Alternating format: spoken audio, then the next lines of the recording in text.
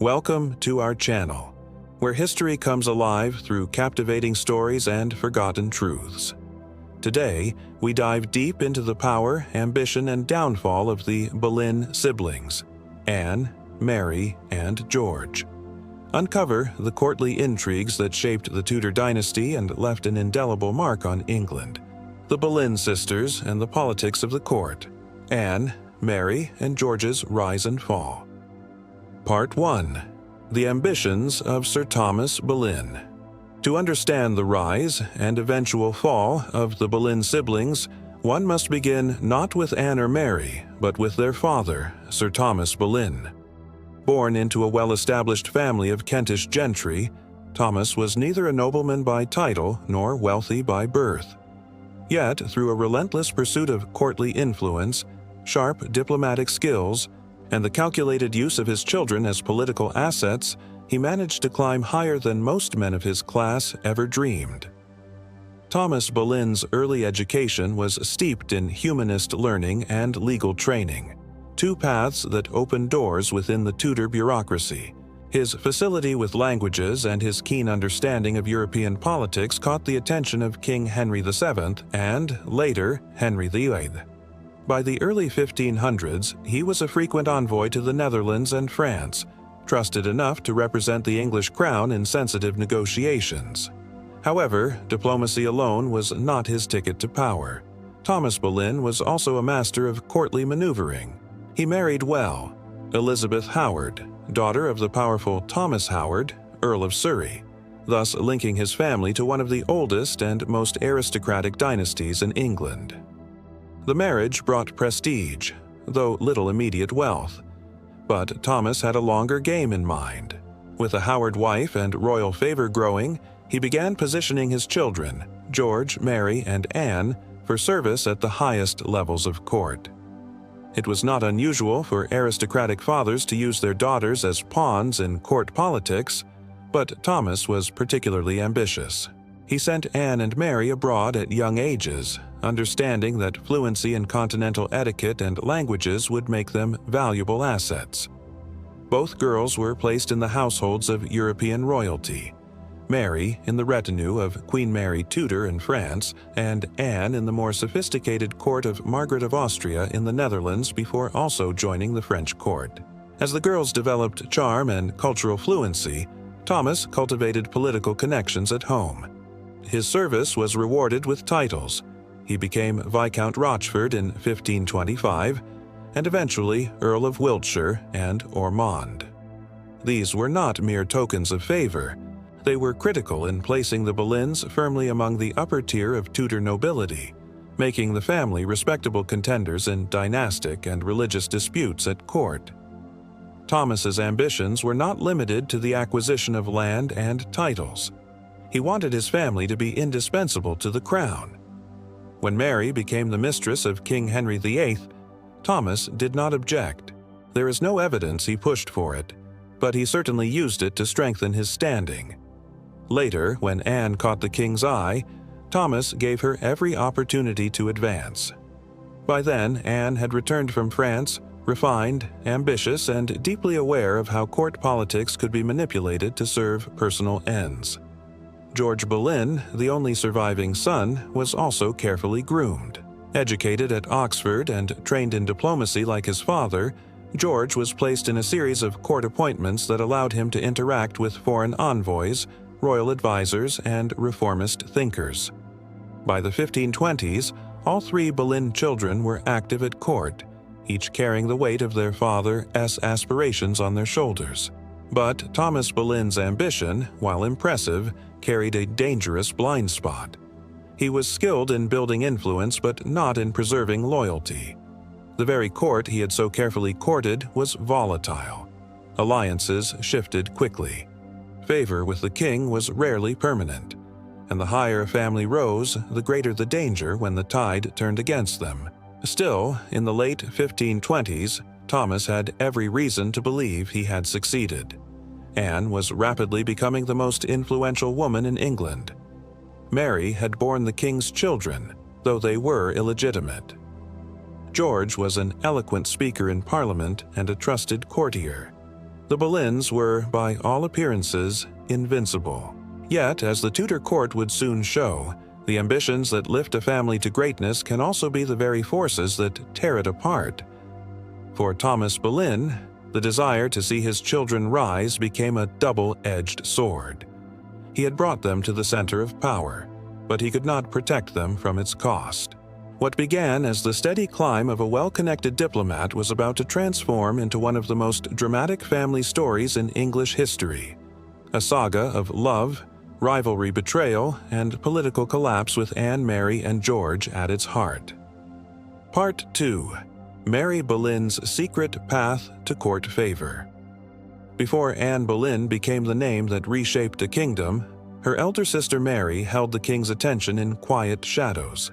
Though often eclipsed by Anne's dramatic rise and fall, Mary Boleyn's time at court reveals a subtler form of political navigation, one rooted in charm, compliance, and the delicate management of royal favor behind closed doors. Mary's early life was much like her siblings. She received a refined education, likely at Hever Castle, emphasizing languages, courtly manners, and basic literacy, skills essential for a young woman expected to move in elite circles. However, where Anne's wit and George's eloquence would later captivate the court intellectually, Mary's appeal was more physical and emotional. She was known for her beauty, golden hair, and graceful presence, traits that positioned her for a different kind of influence. In 1514, Mary was chosen to accompany Princess Mary Tudor to France for her marriage to King Louis XIV. The trip was brief, as Louis died mere months later, but Mary remained in France, reportedly serving in the court of Queen Claude. It was during this time that Mary's reputation began to acquire shadows. Rumors circulated that she had affairs with notable figures, possibly even King Francis III of France. The French king would later refer to her crudely as his English mare, a derogatory label that followed her back to England. Despite these scandalous whispers, Mary's experience at the French court gave her valuable exposure to European court life. When she returned to England, she was soon married to William Carey, a gentleman of the Privy Chamber and well-placed at Henry VIII's court. This marriage, arranged by her family, strategically placed Mary close to the king, a proximity that would lead to her most consequential relationship. By 1522, Mary Boleyn had become the mistress of Henry V. The affair was discreet by the standards of the time, handled with characteristic Tudor secrecy. Few letters survive, and no contemporary records describe their meetings in detail. But the king, eating this generosity, suggests his affection.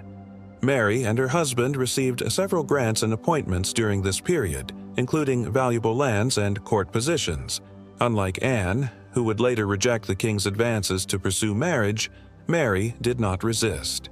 She accepted her role as the king's mistress, and in doing so, provided her family with prestige and access. The affair likely lasted around 5 years, and though it did not elevate Mary personally to long-term power, it reinforced the Boleyn name at court and proved that the family had the king's ear. It is still debated whether Mary bore the king's children. She had 2 during this period, Catherine in 1524 and Henry in 1526. While her husband William Carey was officially recognized as the father, the timing and the royal favor showered upon the family raised speculation. Some later commentators, including Elizabethan writers, whispered that these children were the king's. If true, Henry VIII had illegitimate offspring through Mary, whom he never acknowledged, a marked contrast to his open recognition of Henry Fitzroy, his son by another mistress. Mary's temperament made her ill-suited to the brutal competition of court life. She lacked Anne's ambition and George's political instincts. She seemed content to serve, to please, and to retreat when the political stakes became too high. Once the affair ended, Mary faded quietly into the background as Anne began her calculated seduction of the king. Where Anne pushed forward, Mary stepped back. The contrast between the sisters was stark. Anne rejected the traditional mistress role and aimed for the crown. Mary had filled that role and, once discarded, accepted her diminished place. She did not resist her fall from favor. She did not seek revenge. She merely endured, a quality that, in time, may have saved her life. By the late 1520s, Mary's importance at court had waned.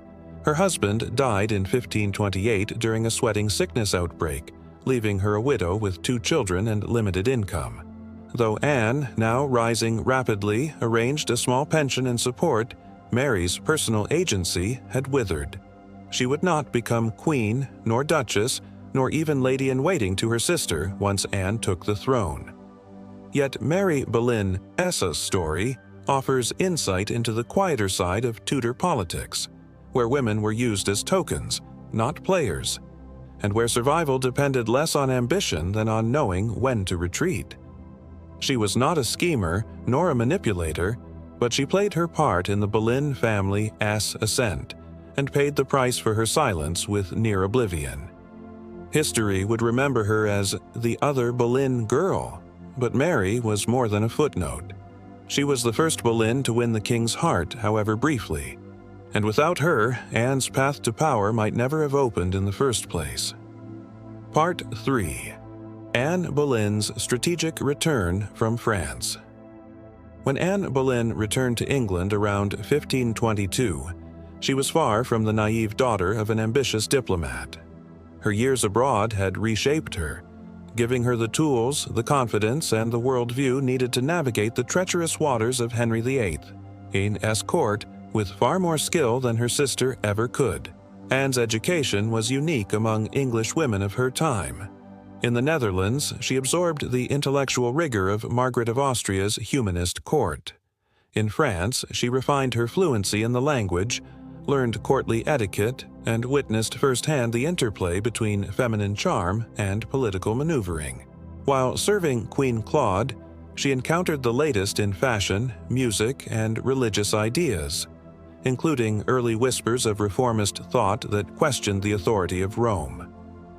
By the time she returned to England, Anne was a polished and cultured young woman, well-versed in European diplomacy and court customs. Unlike most English ladies, she could hold her own in multiple languages and had a sophistication that made her stand out instantly at Henry VIII's court. That difference was not lost on the courtiers, nor on the king himself.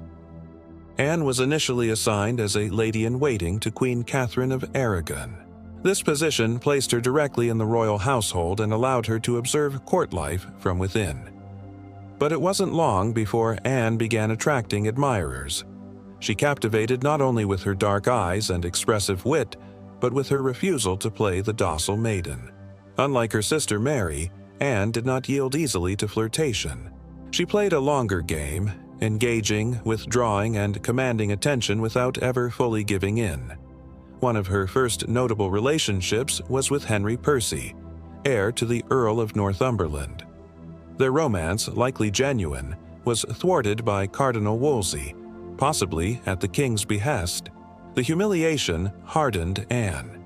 She had learned a valuable lesson. Court relationships were governed not by love, but by power. If she were to advance, she would need more than beauty and affection. She would need to be untouchable, desirable, and indispensable. What distinguished Anne was not just ambition, it was her refusal to conform. She wore bold French styles, spoke her mind, and embraced the growing calls for religious reform.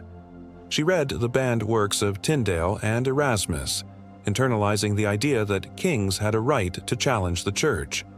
These ideas were not just theological to her, they were political.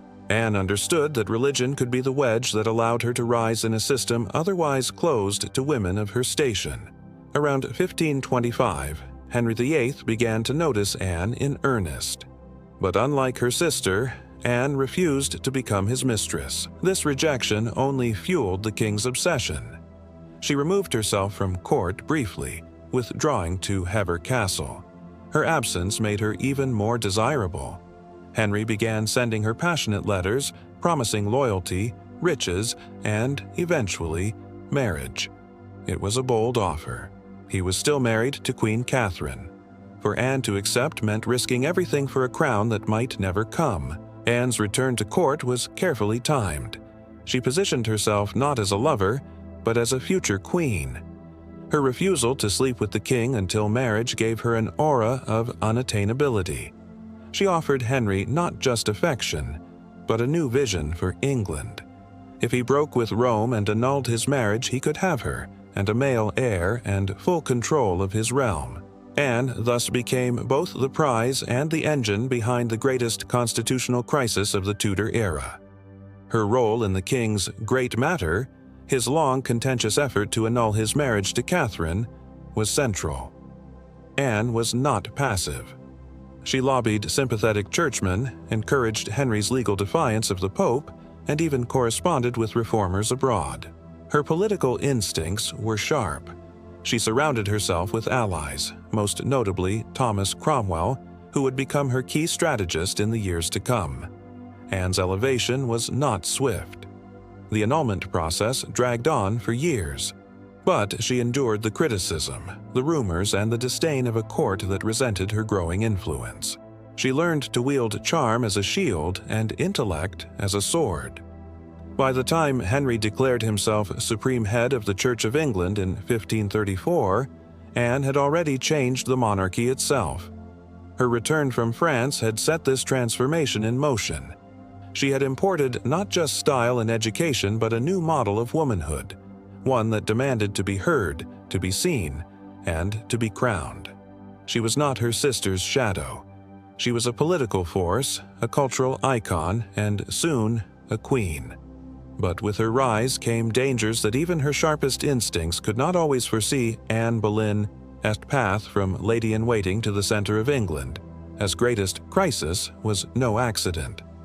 It was the product of a calculated return, shaped by years of preparation abroad, and guided by a will as unyielding as it was daring. Part 4. George Boleyn's Ascent and the Privilege of Proximity. George Boleyn, the only son of Thomas and Elizabeth Boleyn, lived in a world where proximity to power meant everything. While his sisters captured the king's attention in vastly different ways, George pursued influence through court service, intellectual refinement, and unwavering loyalty to his family's cause. His early years were shaped by privilege and expectation. Educated at Oxford or Cambridge, records suggest both, George was fluent in Latin and French, with a reputation for sharp intellect and poetic flair. Like Anne, he spent formative time in France, polishing his manners, gaining diplomatic experience, and absorbing the sophistication of continental courts. These experiences left him with a striking sense of confidence and a biting wit that would become both asset and liability at court. Unlike Mary, who faded into obscurity, or Anne, whose power was polarizing, George's role was anchored in visibility. In 1529, he was appointed Gentleman of the Privy Chamber, placing him within the inner sanctum of the king's household. This position offered unique access. He could dine with the king, travel with him, attend to his personal needs. Few courtiers were better placed to observe Henry VIII's moods or sway his decisions in private moments. George's court career advanced swiftly. He was made a diplomat, sent on missions abroad, and later received a peerage as Viscount Rochford. His family's rise, propelled by Anne's relationship with the king, elevated him to the highest echelons of the Tudor elite.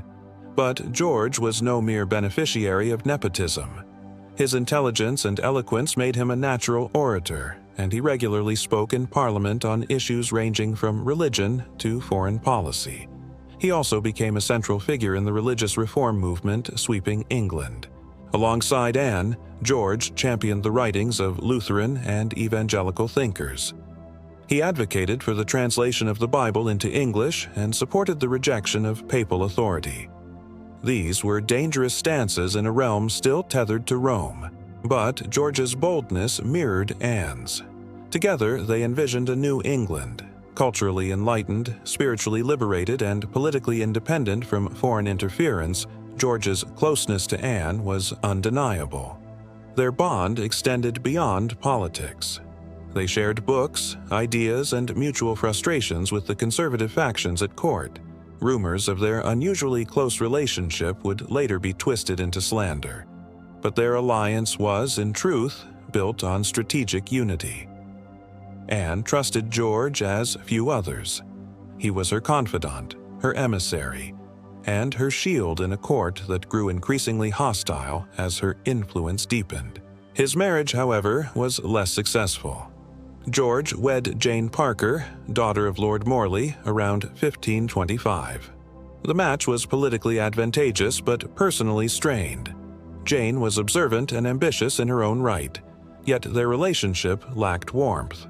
Some sources suggest mutual dislike. Later accounts would claim that Jane played a role in George's downfall by providing incriminating testimony, though whether this was truth or Tudor rumor remains contested. As Anne edged closer to queenship, George's responsibilities multiplied. He carried messages between her and the king, managed estates, and represented the Boleyn interests in court politics. His speeches defending royal supremacy and criticizing the Pope placed him firmly in Henry's inner ideological circle. Yet this very closeness came with growing peril. The fall of a royal favorite in Tudor England was often swift and brutal, and the higher the climb, the greater the fall.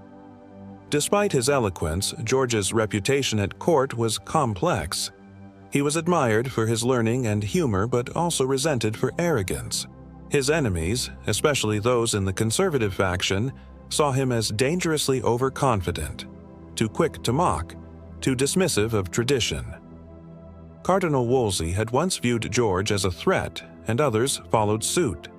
As Anne's grip on the king began to loosen, so too did George's protections. Still, George remained loyal to his sister's cause until the end. He defended her reforms, argued her case in council, and never wavered in his support, even as it became clear that political winds were shifting. His power came not from love affairs or private liaisons, but from a blend of intellect, duty, and daring proximity to the throne.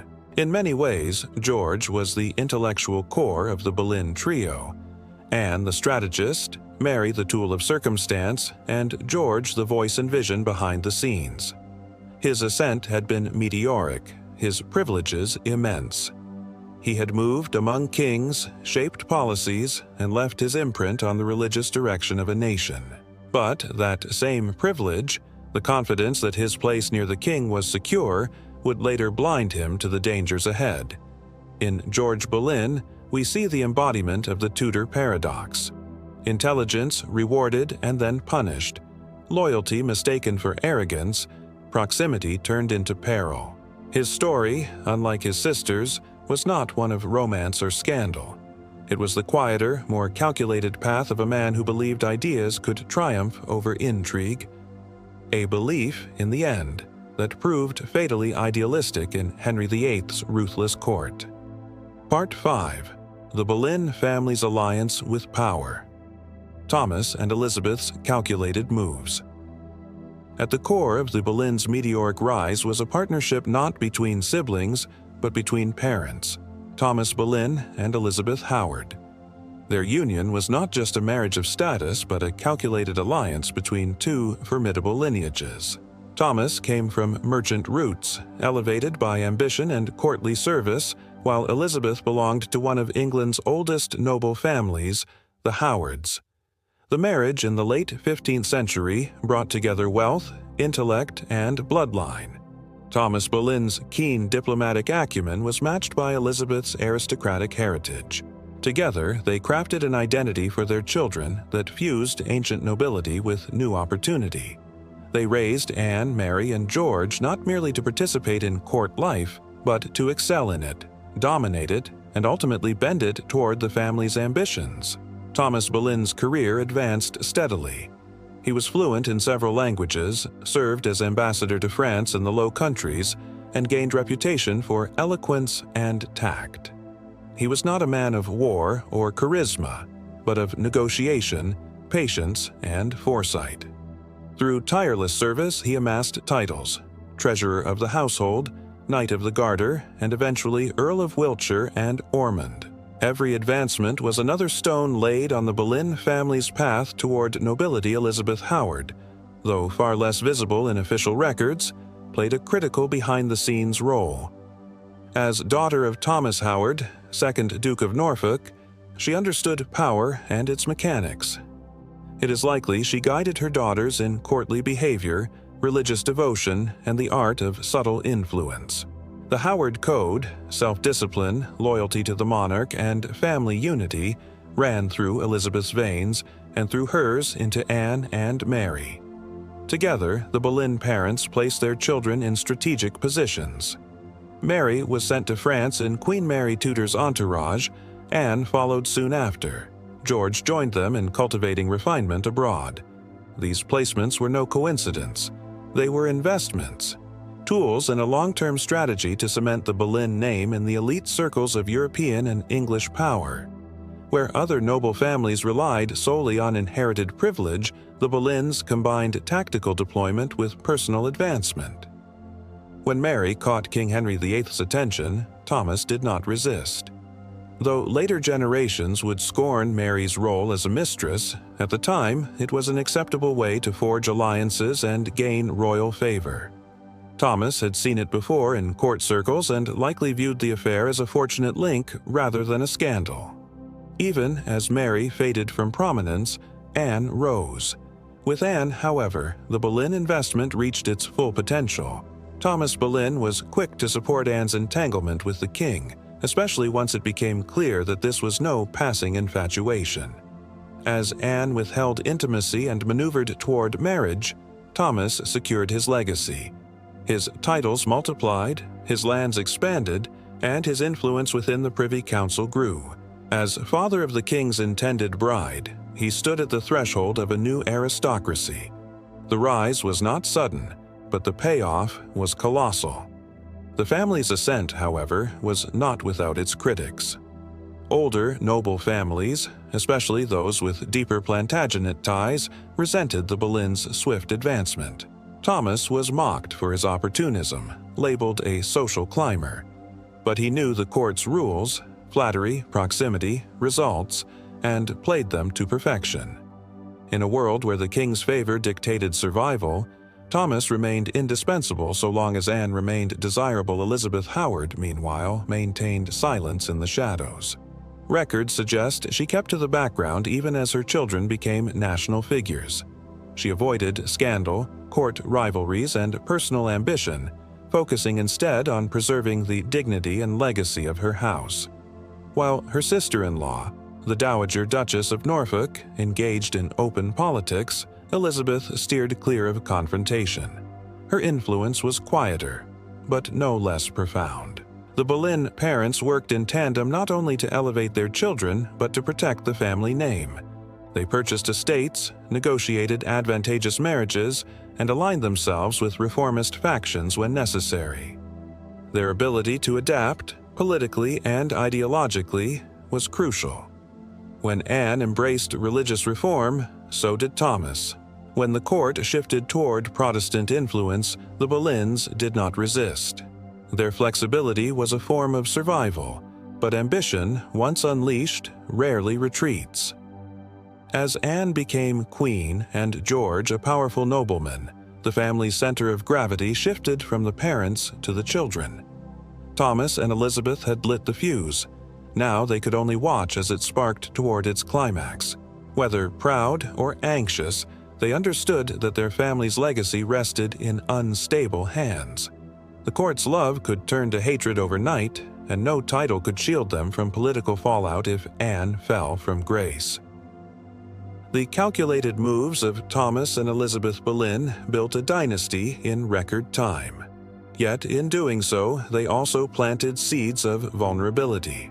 The higher they climbed, the more enemies they gathered. Their family's fate, once in their own hands, now lay in the unpredictable heart of a king and the volatile passions of a court steeped in jealousy, ambition, and revenge.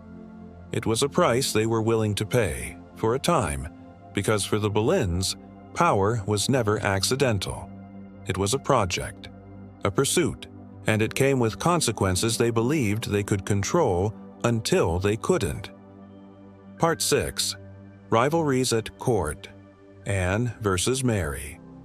Though history often casts the Boleyn sisters as united in their rise and tragic in their fall, the reality was far more complex. Anne and Mary Boleyn were sisters by blood, but rivals in ambition, position, and ultimately, legacy. Their paths were shaped by the same family and courtly system, yet their personal choices, and the consequences that followed, highlight the volatile tensions that underpinned their relationship. Mary, the elder, entered the court first. She served in the court of Queen Mary of France and later in the household of Queen Claude. It was there she developed her skills in etiquette, fashion, and flirtation. When she returned to England, she quickly caught the eye of King Henry VIII. Their affair began discreetly and quietly, with Mary occupying the role of royal mistress, an accepted and even advantageous position at the time. Yet despite her proximity to the king, Mary gained little. No titles, no land, no elevation of her position within court politics. Her relationship with the king was transactional and temporary. Anne watched this unfold from the sidelines. She had also served in the French court, gaining polish, education, and strategic awareness. But unlike Mary, Anne observed the court as a chessboard. She learned that proximity to power was not enough. One had to control the game. When she returned to England, Anne deliberately positioned herself differently. She did not chase the king's favor, she withheld it. She refused to become another mistress. She aimed to become queen. As Anne began to attract Henry's attention, Mary's brief flame flickered out. This shift changed the dynamics between the sisters dramatically. Mary, who had once been in the spotlight, was now an embarrassment to the Boleyn family. Her reputation had been tainted by the king's past affections.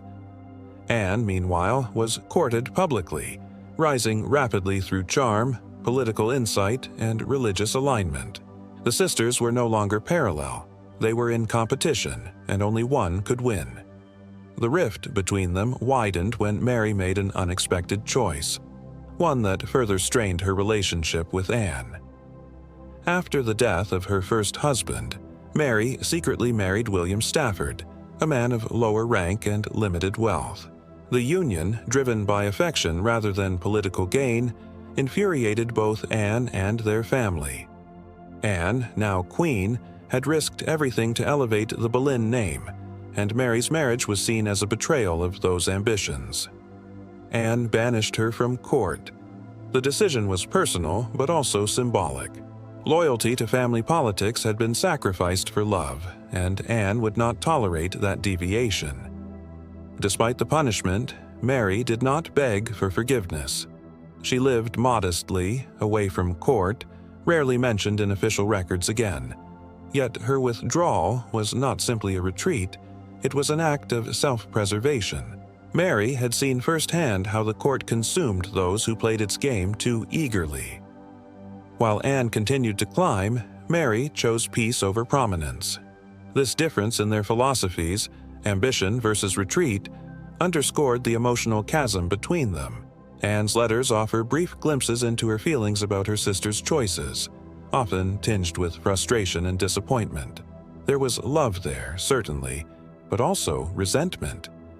Mary's disregard for court protocol, her refusal to play her part in the family's grand strategy, marked her as unreliable in Anne's eyes.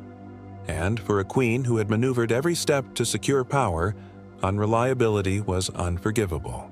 The rivalry wasn't solely emotional, it was political. Anne had to distance herself from Mary's scandal to protect her own fragile position. As the king's controversial wife, Anne faced constant scrutiny. Any connection to a sister who had once been his mistress, then married beneath her station, risked undermining Anne's own authority. The court was quick to gossip, and Anne could not afford to give them ammunition. Mary, on the other hand, never publicly challenged Anne. She did not write memoirs, she left no dramatic accusations, and her post-court life remained largely quiet. That silence has fueled speculation ever since. Was it guilt? Was it grief? Or was it wisdom? An understanding that in a world driven by power, survival sometimes meant stepping away entirely. The tragedy of their rivalry lies not in open hostility, but in the distance that grew between them. Raised together, educated together, deployed by their family with similar goals, Anne and Mary ended as strangers. One rose to a crown and fell to an executioner. The other faded into anonymity, but kept her life. Their stories offer a rare dual portrait of what it meant to be a woman in Henry III's court. Through Anne, we see ambition, intellect, and the high stakes of political daring. Through Mary, we glimpse the quieter resistance of opting out. Each path came with loss, and each left a legacy shaped by choices that the other could never fully understand. The Boleyn sisters were more than rivals. They were reflections of what could be gained and what could be lost in the pursuit of influence. Their relationship was not defined by hatred, but by diverging visions of power, survival, and self-worth. And in that divergence, the full tragedy of the Boleyn name took shape. Part 7. George Boleyn, Scholar, Courtier, and Confidant. While Anne and Mary Boleyn drew the court's attention through beauty and charm, their brother George carved his influence through intellect, confidence, and political agility. Often overlooked in popular memory, George Boleyn was a crucial figure in the Boleyn family's rise and an indispensable ally in Anne's quest for power. His role at court was not simply supportive, it was central, defined by strategic diplomacy, cultural prowess, and unwavering loyalty to his sister. Born into the same ambitious household, George received a thorough humanist education, steeped in classical learning, languages, and theology. Fluent in Latin and French, he was widely regarded as one of the most educated men of his generation. He was not a background player or courtly ornament. George was respected for his wit and intellect, frequently entrusted with sensitive diplomatic missions on behalf of Henry VIII. As his family's fortunes climbed, George's stature followed suit. He was granted the title Viscount Rochford, which not only marked his formal entrance into the peerage but also signified the crown's reliance on the Boleyn network. George was more than a courtier, he was a conduit for Anne's influence. His close relationship with his sister allowed him to act as an intermediary, helping to shape policy and protect her interests. He delivered messages, secured allies, and managed threats. His loyalty was unquestioned, and his position allowed Anne to extend her power far beyond the Queen's apartments. Unlike Mary, George fully embraced the family's ambition. He aligned himself with the reformist movement, advocating for religious change alongside Anne. George was instrumental in promoting Protestant ideas at court. He welcomed reformers like Hugh Latimer and was present during critical discussions that challenged papal authority. He even translated texts and corresponded with continental scholars.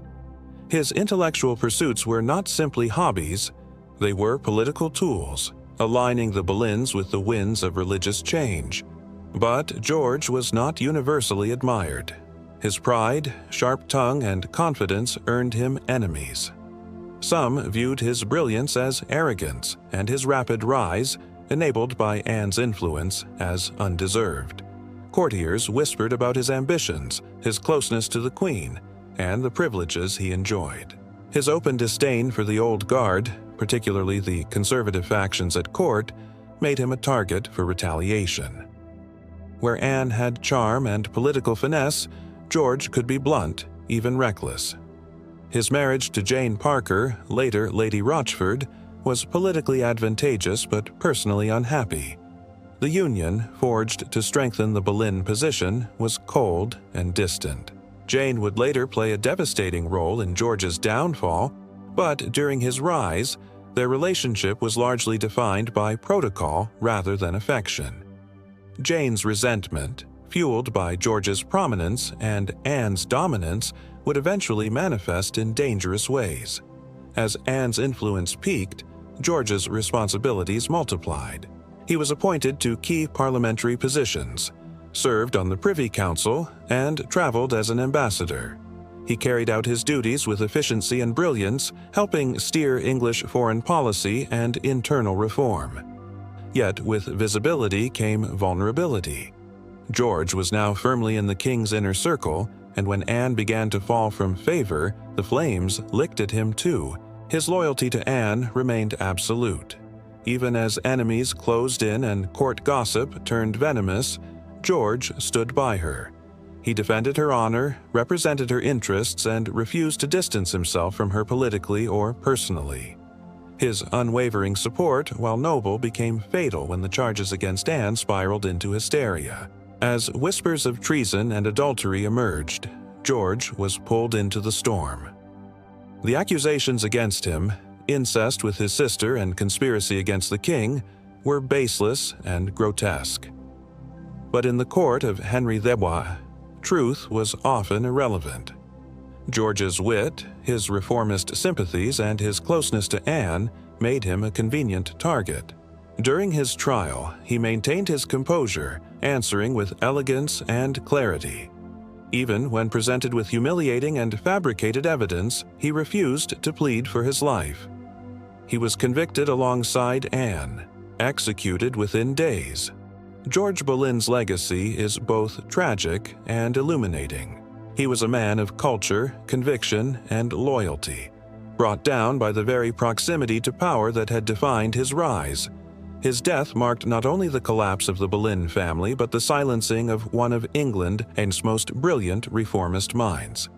His story reminds us that courtly success was often a double-edged sword. To rise meant to be seen, and to be seen meant to be envied, targeted, and, when political winds shifted, sacrificed. George lived in a world where intellect could be weaponized, and where loyalty was both a virtue and a vulnerability. His devotion to Anne, his commitment to reform, and his confidence in his place at court all converged into a tragic end that echoed the fate of the family he had helped elevate. Yet for a brief moment, George Boleyn stood at the center of England's transformation. Brilliant, fearless, and tragically doomed.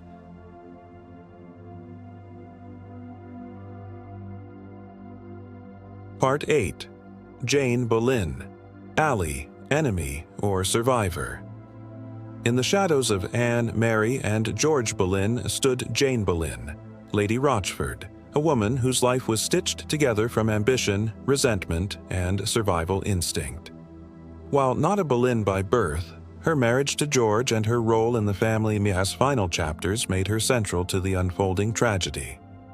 Neither fully ally nor declared enemy, Jane remains one of the most enigmatic figures of the Tudor court. She married George Boleyn, in what was likely a politically arranged union. Jane was the daughter of Henry Parker, Lord Morley, a respected scholar and member of the nobility. The match brought prestige to both families, but from the start, it was an uneasy pairing. George's intellectual brilliance and charm at court did not seem to translate into domestic warmth. Accounts suggest Jane was sidelined, emotionally distant from her husband, and politically overlooked by the Boleyn inner circle. Jane's frustrations likely stemmed from her marginal role in a family that radiated power. Anne's rise made her Queen of England.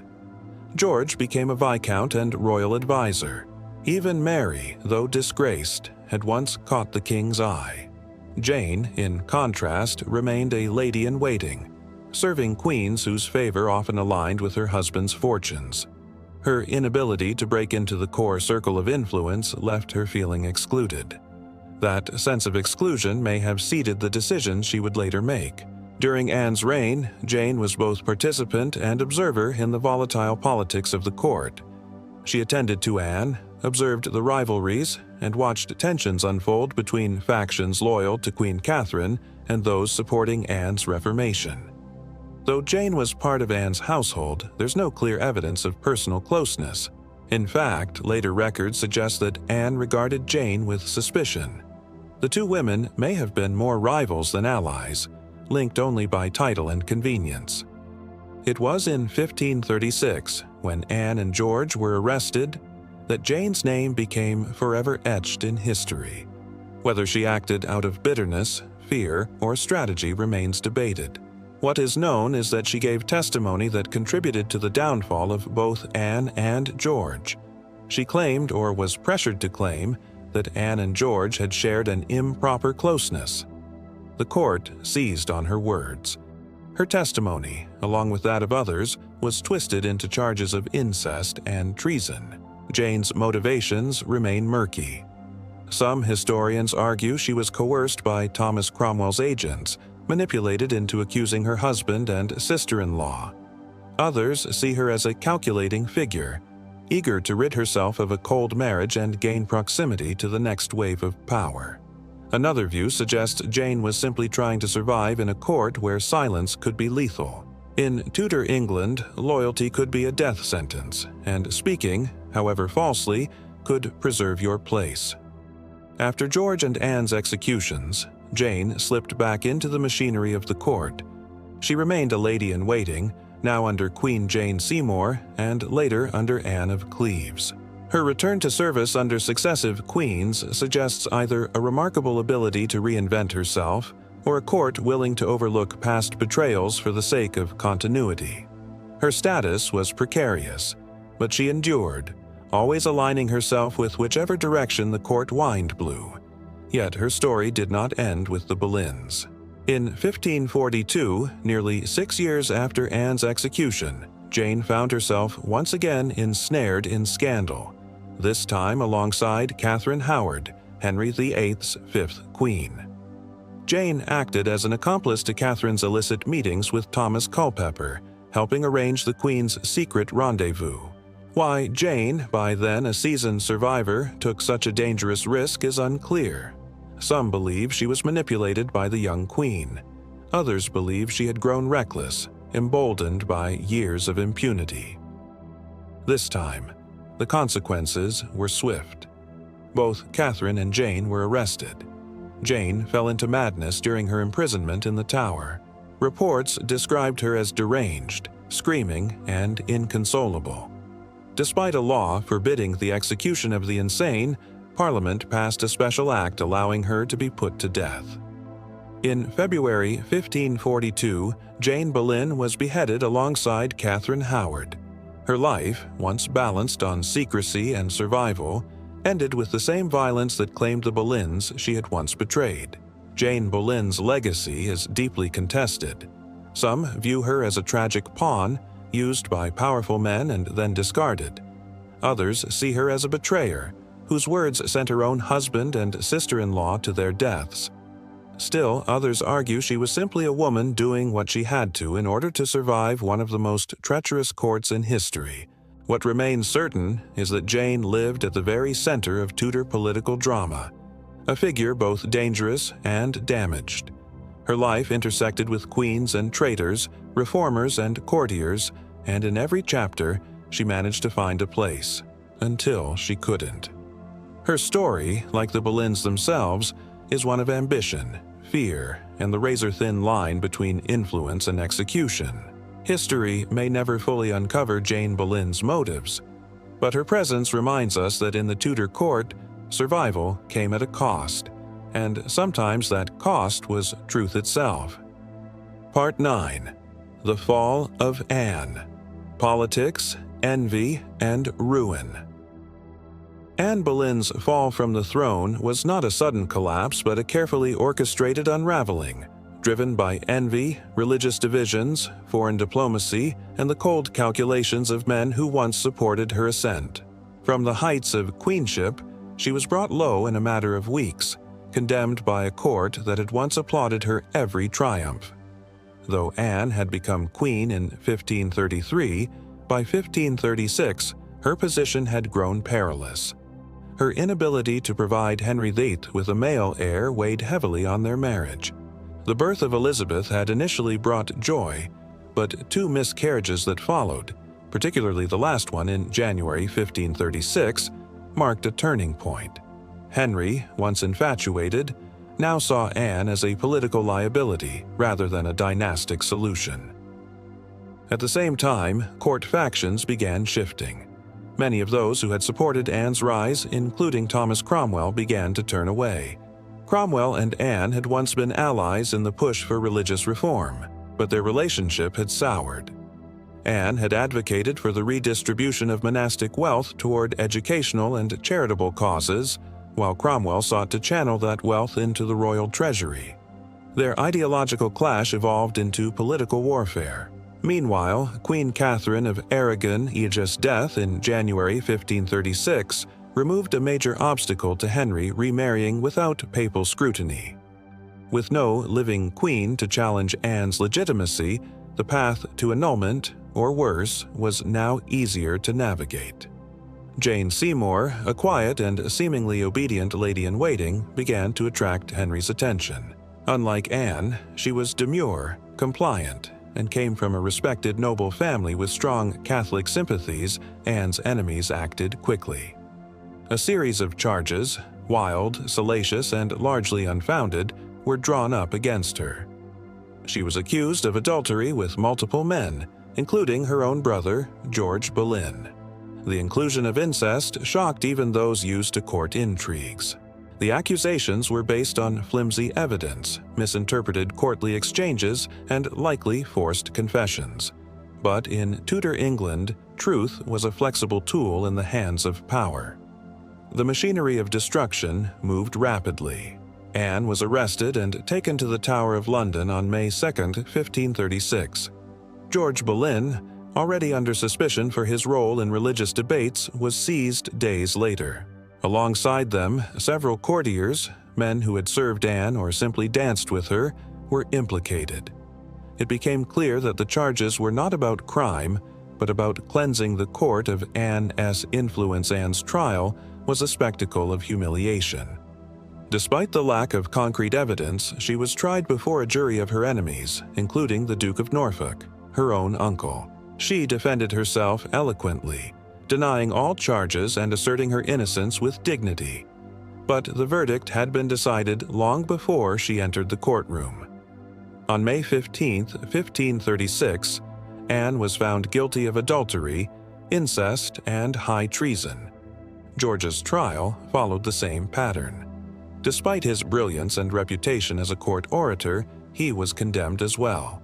His final speech, reportedly filled with courage and composed fury, did little to change his fate.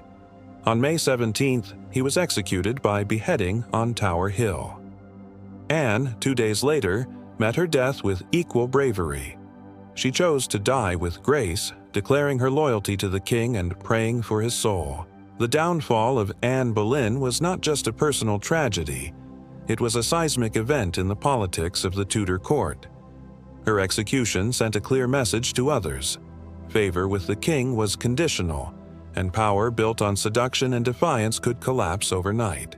Her enemies, including Cromwell, temporarily gained the upper hand. Jane Seymour became queen days after Anne's death, and the court resumed its performative displays of loyalty to a new consort. But questions lingered. Even among those who despised Anne, many were uneasy about the brutality of her removal. Foreign ambassadors recorded their shock at the swiftness and cruelty of her execution. Some suspected Henry himself had grown afraid of Anne's influence and demanded her destruction to protect his throne and ego. Others blamed Cromwell for orchestrating a bloodless coup under the guise of the legal process. Anne's legacy, however, could not be entirely erased. Her daughter, Elizabeth, would survive the disgrace of her mother's name and one day become queen in her own right. For those who remembered Anne, her story became one of tragic brilliance. A woman who had climbed too high, too fast, and paid the price in full. The fall of Anne Boleyn was not merely the end of a queen. It was the end of a movement, a shift in the court's balance of power, and a chilling demonstration of how quickly love could turn to loathing in the corridors of royal power. Her life, once filled with promise, became a cautionary tale told in hushed tones among courtiers who knew how close ambition could bring you to the edge of a blade. Anne Boleyn's ruin reshaped the Tudor dynasty. But in death, she achieved something her enemies never intended. She became immortal. Part 10. George Boleyn's final days. Wit meets the scaffold. George Boleyn, Viscount Rochford, was not simply a nobleman lost in his sister's shadow. He was a scholar, diplomat, and statesman in his own right, a man of linguistic brilliance and courtly skill, who had long danced through the Tudor court with confidence and biting intelligence. Though his public persona had often been that of a clever courtier, behind the scenes, George was deeply involved in the theological and political debates that shook England in the early 16th century. A committed evangelical and outspoken critic of clerical abuses, he used his platform to champion religious reform, even translating controversial texts and engaging in bold theological discussions with both allies and rivals. Yet none of this mattered when Anne Boleyn fell from grace. As her brother, George was caught in the widening circle of suspicion. Though the charges against him, most famously incest with Anne, were sensational and implausible, they served a purpose. They dehumanized the Boleyn siblings, turning their rise into a perverse narrative of corruption, lust, and ambition gone awry. George was arrested in early May 1536 and quickly brought to trial. Despite the severity of the accusations, he conducted himself with striking calmness and razor-sharp composure. He defended himself with eloquence and precision, exposing the weak nature of the case against him, and even reportedly laughed at the absurdity of the incest claim during questioning. Still, as with Anne, his fate was predetermined. Behind the scenes, his real crime had little to do with fabricated immoralities. George had powerful enemies. His advocacy for religious reform put him in direct conflict with more conservative factions, and his closeness to Anne had made him a lightning rod for anyone wishing to destroy the Boleyn faction. Even his intelligence worked against him. He was too sharp, too quick-witted, too well-versed in the politics of the day to be easily ignored or manipulated. His trial was held on May 15th, the same day Anne faced her own. A large crowd watched as George was condemned alongside Mark Smeaton, Sir Henry Norris, Sir Francis Weston, and William Brereton.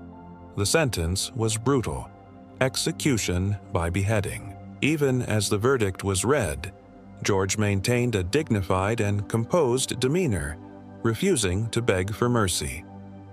In the days that followed, George faced his impending death with courage that surprised many.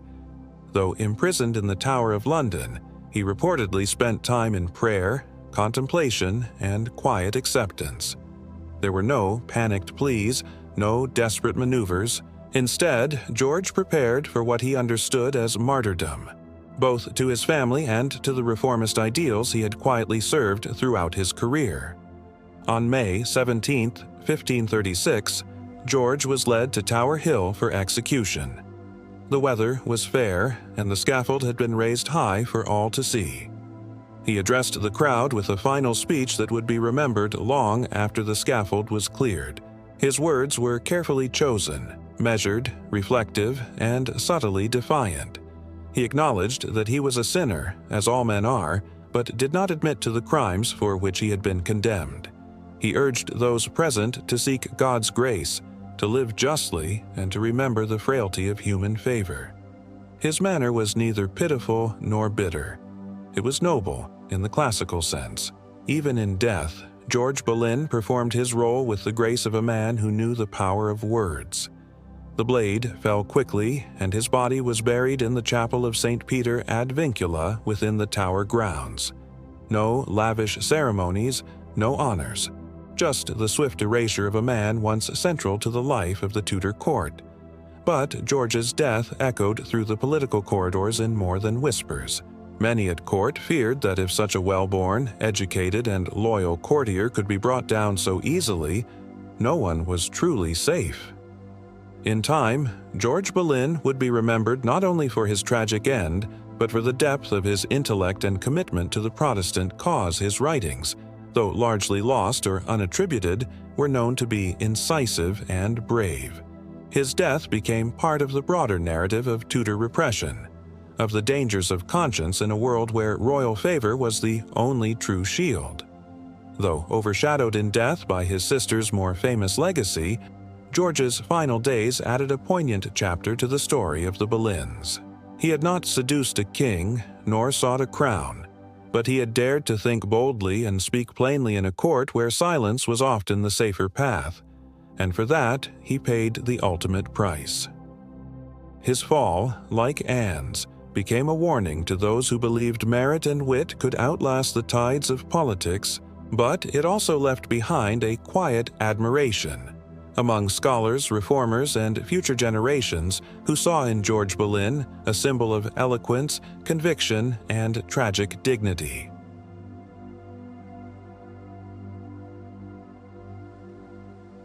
Part 11. Mary Boleyn's Return to Obscurity. The Survivor's Silence. When the storm broke over the Boleyn family in 1536, only one sibling emerged unscathed. Mary Boleyn, while Anne and George were imprisoned, tried, and executed in a span of days, Mary watched from the shadows.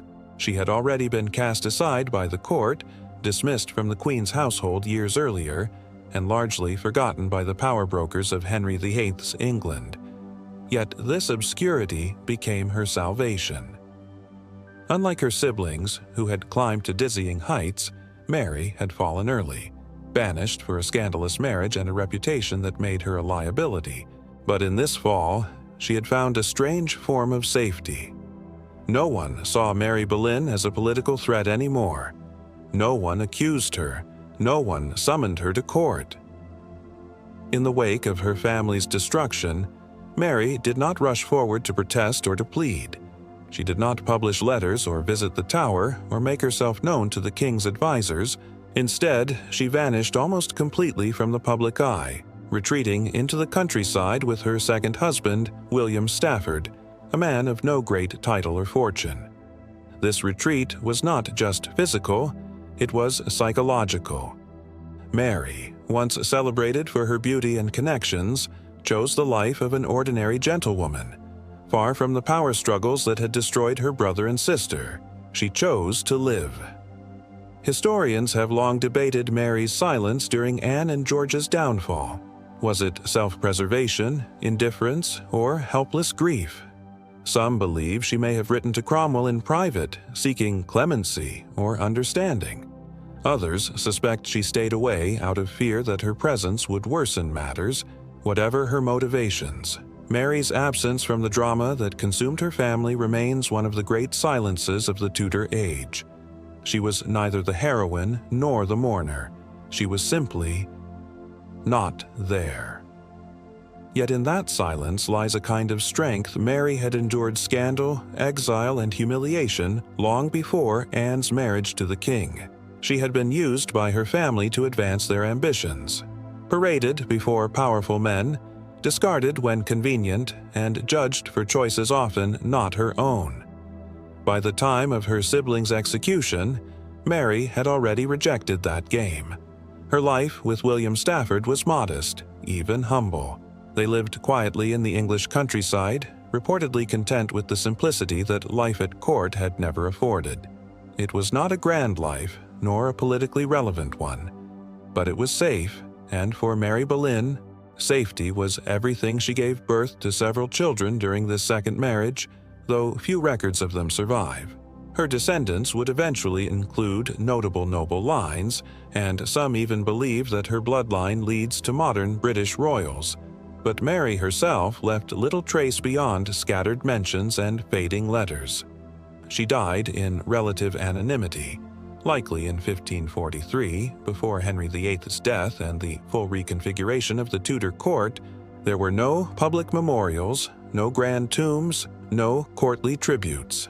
She simply slipped away, as quietly as she had once been cast out. Mary Boleyn's story is often overshadowed by Anne's tragedy and George's downfall. But her life provides a unique lens into the politics of survival. She was not a reformer like George or a queen like Anne. She was not beloved by history, nor romanticized by poets. Yet in the brutal chess game of the Tudor court, Mary did what few others could.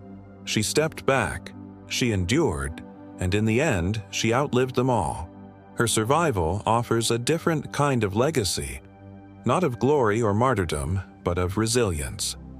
In a world where ambition devoured even the most gifted, Mary's quiet exit from the stage was perhaps her greatest triumph. She reminds us that not all stories are written with crowns and trials. Some are whispered in country houses, shaped by choices made in the shadows, remembered not for fame, but for freedom. Part 12. The Fall of the Boleyn Faction. Court without its stars. With the executions of Anne and George Boleyn in May 1536, the political structure they had built around themselves collapsed in an instant. The once formidable Boleyn faction, a tight circle of reformers, diplomats, and opportunists, was dismantled with surgical precision, its influence scrubbed clean from the court almost overnight. In the months before their fall, the Boleyns had stood near the center of power in Henry VIII's court. Their rise had been meteoric. Thomas Boleyn had secured a viscountcy and earldom. George Boleyn had received diplomatic appointments. Anne Boleyn, of course, had become Queen of England and mother to a potential heir. But power in Tudor England was a fragile thing. It was not rooted in law or precedent, but in the ever-changing favor of the king. Once Henry withdrew his support, the entire Boleyn framework unraveled swiftly and decisively. The political allies who had once praised the family now stepped back or turned against them.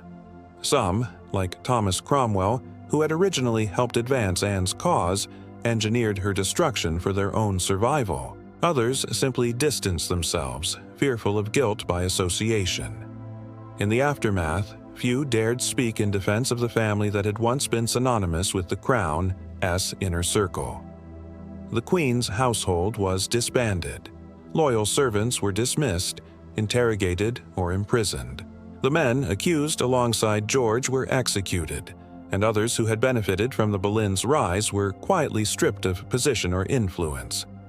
Even Thomas Boleyn, the family patriarch, suffered irreversible decline. Though he avoided execution, his fall from grace was public and humiliating. His titles remained, but his voice at court no longer held weight.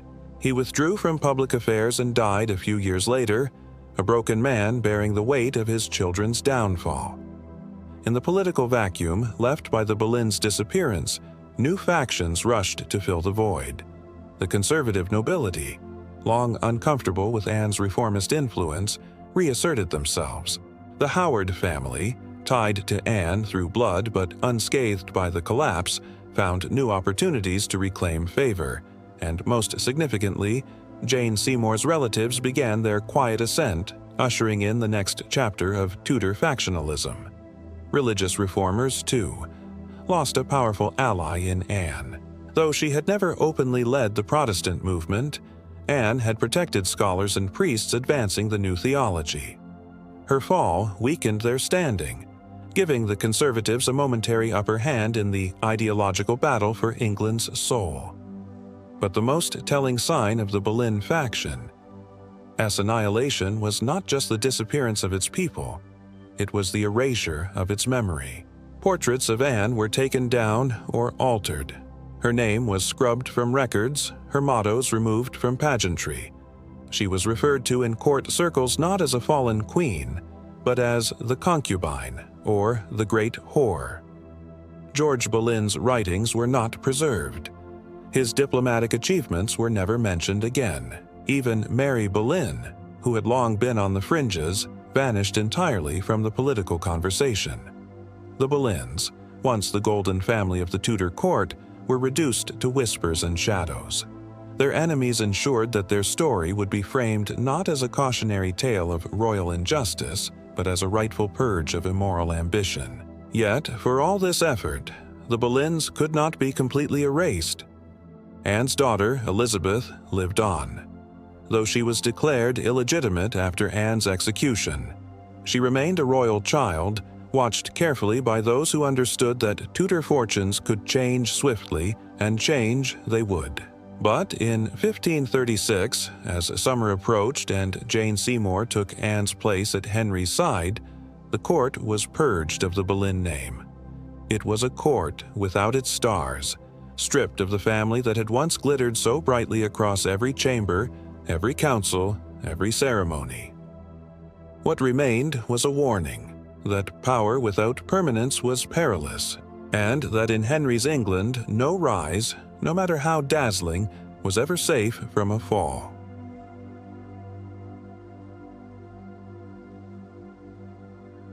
Part 13. Elizabeth's Inheritance. The Ghost of Anne's Legacy. In the days following Anne Boleyn's execution, her 2.5-year-old daughter was left in a peculiar and precarious place.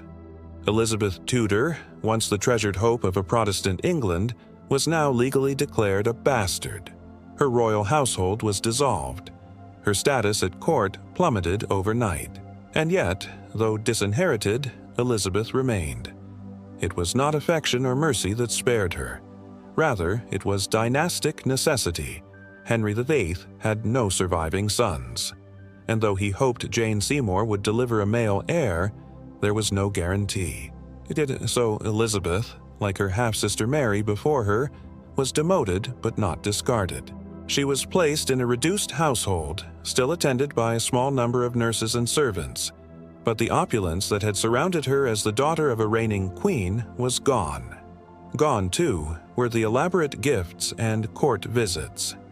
Instead, Elizabeth grew up under a cloud, not only of political uncertainty, but of scandal. Her mother's name was reviled. Her family name, Boleyn, became synonymous with disgrace and ambition gone too far.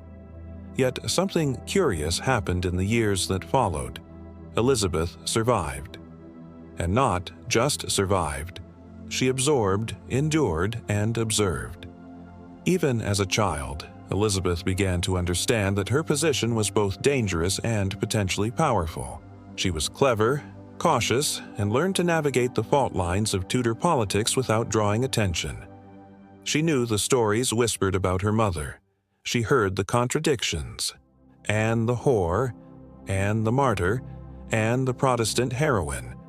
And in those fragments, Elizabeth built her own narrative. As Elizabeth matured, she never publicly spoke at length about Anne. There were no elaborate eulogies, no teary tributes, but her mother was never forgotten. Instead, Anne's ghost hovered just behind Elizabeth's image, shaping how she viewed the court, religion, and power. She inherited Anne's wit, her sharp tongue, and her love of learning. She embraced the humanist education her mother had championed. She surrounded herself with Protestant scholars, reformers, and women of intellect. And, most significantly, she never married Anne Boleyn had risked everything to wear a crown. She had played the courtly game, defied a queen, married a king, and ultimately paid with her life. Elizabeth watched this legacy and decided she would never be beholden to a man's will, not even a king Aunt Siwd. As queen, she would rule alone. When Elizabeth eventually took the throne in 1558, she did so as the daughter of a disgraced queen. But rather than hide from her lineage, she carefully rehabilitated it. She made quiet references to Anne in symbols and ceremonies. She allowed portraits of her mother to be circulated again. And, most subtly, she constructed an image of herself that echoed Anne's strength without resurrecting Anne's scandal. This was not nostalgia. It was strategy. Elizabeth understood that to embrace Anne openly would invite controversy, but to silently carry her mother's legacy in ideals and policy? That was power. She became the Protestant monarch her mother had dreamed of. She upheld the intellectual independence Anne had valued, and she outmaneuvered every faction, every suitor, every threat, with a cunning that would have made George proud. Anne Boleyn's legacy lived on, not through monuments or memorials, but through her daughter's reign, and Elizabeth in return became the living proof that the Boleyn ambition had not been in vain. The Boleyn name might have been smeared, their male line extinguished, their memory tarnished in official histories for decades, but in Elizabeth, that flame endured. She was the phoenix rising from the ashes of her mother's downfall, and though she never called herself a Boleyn. Every decision she made bore the imprint of a queen who died for reaching too far, and a daughter who reached further still. Part 14. The Final Reckoning. What the Boleyns Left Behind. By the end of Elizabeth II's reign in 1603, the Boleyn name had faded from the active corridors of court politics. No direct male heir remained to carry it. Their estates had long since passed to other families, and their crest was rarely seen in heraldic pageantry or public ceremony. But legacy isn't always preserved in titles or land. Sometimes it survives in the shape of a kingdom. The Boleyn family, Anne, Mary, and George, had altered the course of English history in ways no chronicler of their time could have foreseen. Their ambitions, missteps, and sacrifices had helped ignite a sequence of events that redefined monarchy, religion, and the balance of gendered power in court politics. Anne's refusal to be Henry's mistress had challenged the norms of royal favor and female agency. By holding out for marriage, she forced a political and religious reformation upon England. It was not just a personal victory, nor merely a romantic gamble. It was a challenge to papal authority and an assertion of political independence. The Church of England's creation cannot be credited solely to Anne, but without her, it is difficult to imagine how Henry's break from Rome could have taken such radical form. She was the catalyst, and through her influence, a generation of Protestant reformers found patronage and voice at court. Mary Boleyn, though often seen as a footnote, played her own role in this historical shift. As the king's mistress, her affair laid the foundation for Anne's eventual proximity to the throne. And though Mary fell from favor early, her children, especially through her Carey lineage, found quiet but enduring places in the Tudor order. Her descendants, including those who would later become barons and earls, kept fragments of the Boleyn blood alive in England's nobility. George Boleyn's legacy was perhaps the most fragile. His execution for imagined crimes marked him as a symbol of the dangers of courtly arrogance. But beneath that accusation lay a real figure, a diplomat, a poet, a Protestant sympathizer. His presence at court gave intellectual strength to Anne's circle, and his brutal end served as a chilling reminder that male privilege offered no protection once royal favor waned. The political mechanisms the Boleyns helped create, the rise of court factions, the intertwining of private relationships with state matters, and the manipulation of royal desire as policy became hallmarks of Tudor governance. Even after their fall, others followed their path: the Seymours, the Howards, the Dudleys. But none matched the intensity of the Boleyn flame. What truly endured, however, was not scandal or court gossip. It was the child they left behind. Elizabeth's 44-year reign cemented what the Boleyns had long sought: a dynasty that could rule not merely through marriage but through mind and will. She carried their blood, yes, but also their defiance, their brilliance, and their caution. She ruled with calculated distance, avoiding the entrapments that had destroyed her mother. And in doing so, she transformed the monarchy into an institution driven as much by image and performance as by birth and conquest. The Boleyns were never rehabilitated in a formal sense. There was no official pardon for Anne or George. No public apology for the miscarriages of justice that ended their lives, but time offered something more powerful than vindication: evidence. Evidence that their influence had outlasted their lives, that their ideas had seeped into the roots of a New England, that their daughter had built a golden age upon the ashes of their ambition. The court changed in the decades after their deaths.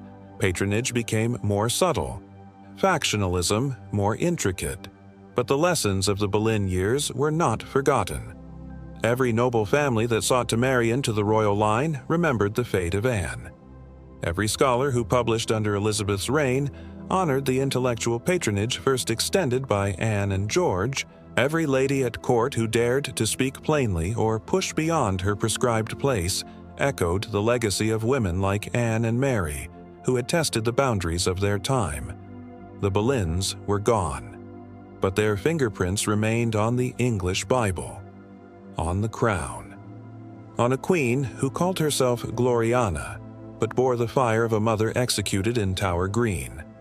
The Boleyn legacy was never written in stone. It was written in flame. And through that flame, England was reborn. Thank you for watching this detailed journey through the lives of the Boleyn siblings and their political legacy. If you enjoyed this story of ambition, betrayal, and influence, don't forget to like, comment, and subscribe. Join us for more untold stories from history that reveal the people behind the power